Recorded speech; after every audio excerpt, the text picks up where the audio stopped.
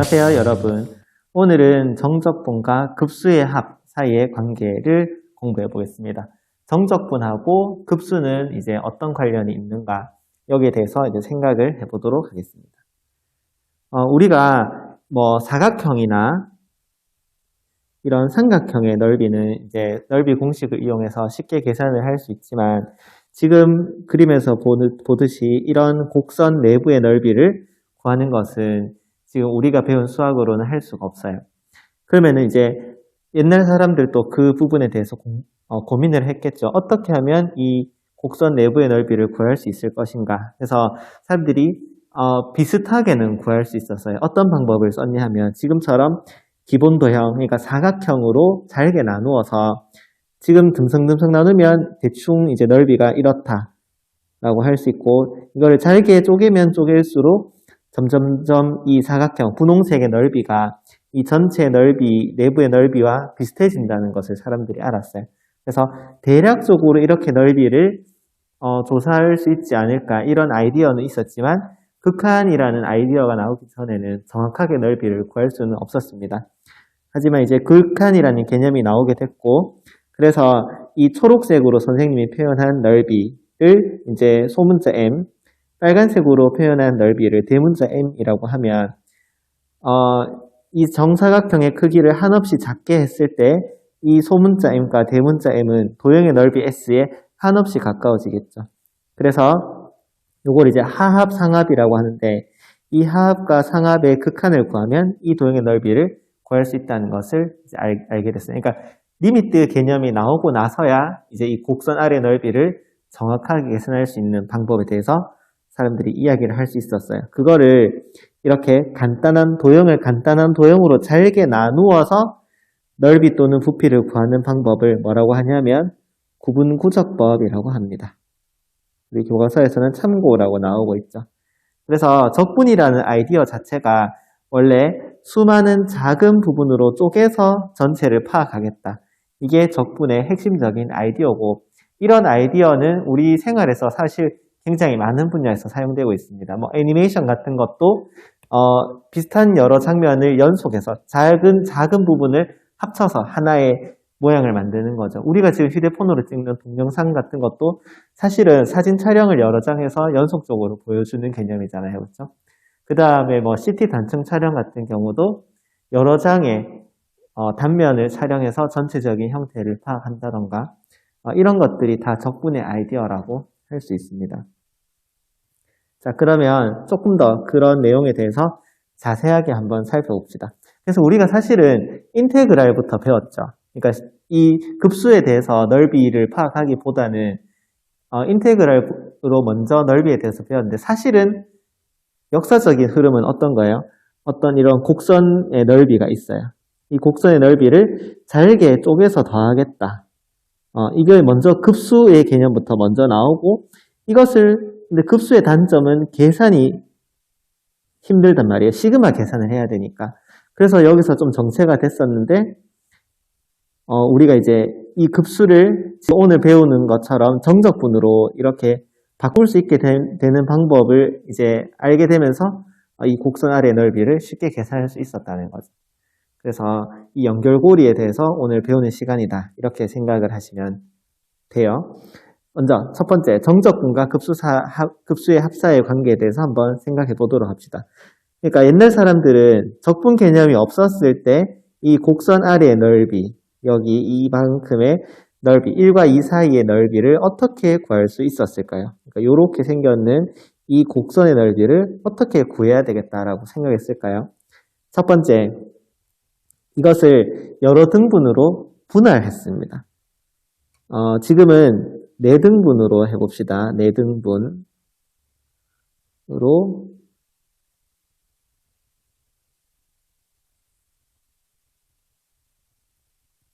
분할합니다. 그러면 지금은 이렇게 3등분해서 하면은 4등분이 되겠죠. 그러면 이때 이 첫 번째, 여기를 x0라고 표현할 수 있고, 그 다음 좌표는 1 플러스 4분의 1이 되면서 얘들 이름을 x1이라고 지어줄 수 있어요. 그 다음에는 1 플러스, 그 다음에는 어떻게 될까요? 1 플러스 4분의 2, 1 플러스 4분의 3. 2는 1 플러스 4분의 4죠. 그래서 x2, x3, 여기는 x4 이런 식으로 표현되겠죠. 이때 높이, 이 직사각형의 높이는 어떻게 됩니까? 함수값이죠. 그래서 f 1 플러스 4분의 1이다. 여기서는 또 이런 직사각형 넓이가 되고 또 이런 직사각형 넓이, 또 이런 직사각형의 넓이. 그래서 이 직사각형의 넓이를 더하면 대략적으로 곡선 아래 넓이와 비슷해질 거다라고 예상할 수 있어요. 그래서 직사각형의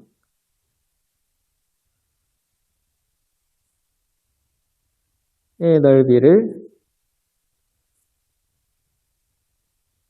모두 더하는 거죠.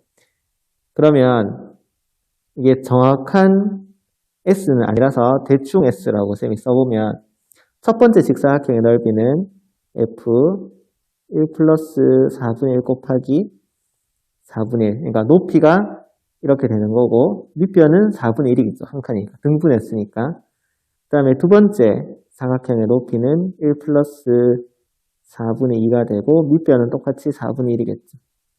그 다음에 F1 플러스 4분의 3 곱하기 4분의 1. 마지막 사각형의 넓이는 4분의 4 곱하기 4분의 1 이렇게 표현돼서 지금 숫자가 변하는 부분만 표현해보면 이 부분, 쌤이 빨간색으로 표현한 한 부분만 1씩 늘어나면서 전체가 이렇게 더해지는 형태니까 시그마로 간단하게 우리가 표현을 할 수 있겠어요. 시그마 K는 1부터 4까지 변하겠죠. F 1 플러스 4분의 K 곱하기 4분의 1 이런 식으로 넓이를 대충 표현할 수 있습니다. 그러면 이 등분을 쌤이 지금은 4등분 했는데 점점 더 잘게 나누면 나눌수록 원래 넓이 S와 비슷해지겠죠. 그래서 이것을 무한히 나누면 이 무한히 나눈다는 표현을 극한으로 우리가 표현을 할 수 있게 돼요. 리미트 n을 무한대로 보내는 거죠. 뭐를 아까 n등분 했는 이 직사각형의 넓이의 합을 무한히 이제 쪼갠다라고 할 수 있고 그러면 이것이 정확하게 s가 됩니다. 우리가 이 s를 앞에서는 정적분으로 1에서 2까지 fx, dx로 표현한다는 것을 알고 있기 때문에 결국에는 이 급수 표현과 이 정적분 표현이 같다라는 것을 알 수 있게 됩니다. 그래서 이쪽의 단점은, 분명한 단점은 이 시그마 계산에 분명한 단점이 있어요. 그러니까 이 복잡하고 어려운 이 형태를 계산이 편리한 정적분 형태로 바꾸는 이 과정에 대해서 오늘 이제 공부를 하고 있는 거죠. 자, 그러면 이 급수와 정적분 사이의 관계를 우리가 발견하기 위해서 관찰을 한번 해보겠습니다. 어떤 것을 관찰하냐 하면 여기 지금 변하고 있는 것이 이 부분이 변하고 있다는 걸 알 수 있어요. 그래서 1 플러스 n분의 k 이거는 x에 잡혀온 거죠. 그래서 xk라고 합시다.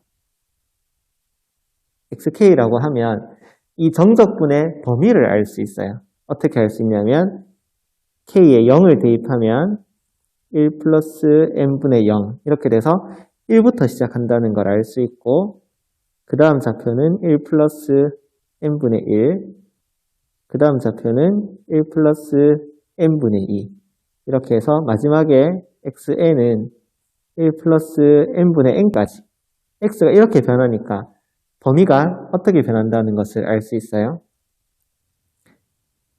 인테그랄 1에서 2까지 변한다는 것을 알 수 있습니다. 그 다음에 그러니까 지금 우리가 바꾸고자 하는 것은 이 급수를 정적분으로 바꾸고 싶은 거예요. K는 1부터 n까지 f 1 플러스 n분의 k n분의 1. 자, 이 모양을 우리가 바꾸고 싶은데 지금 여기에서 이 부분 그러니까 무한히 더한다. 이게 인테그랄 기호로 바뀌는 거고 다음에 이 부분을 선생님이 xk로 두면서 범위가 나온 거예요. 1에서 2. 그러고 나면은 여기는 xk가 x가 되니까 fx 이렇게 형태를 바꿀 수 있고, 그 다음에 n분의 1은 아까 밑변이었죠. 직사각형에서 밑변 역할을 하는 거니까 x 한 칸의 차이, 요게 이제 n분의 1, 요 역할을 하는 거거든요. 그러니까 요 부분이 바로 dx가 됩니다. 그래서 dx는 이게 d가 이제 difference 할 때 쓰는 d라고도 할 수 있는데 x의 차이를 의미해요. 그러니까 요 x의 차이는 얼마입니까? n분의 1이죠. 그래서 등식이 뭐 정확한 표현은 아니지만 이렇게 dx는 n분의 1을 dx로 바꾼다. 이렇게 이제 생각을 할 수 있습니다. 그래서 우리는 급수 표현들을 전부 다 이런 방식으로 정적분으로 고칠 수 있고, 우리가 이때 기억해야 될 거 핵심은 그러니까 xk만 알면, xk만 결정되면 범위와 dx를 결정할 수 있다는 거죠. 자, 그러면 이게 무슨 말인지 문제를 쭉 계속 풀면서 또 한번 생각을 해보도록 하겠습니다.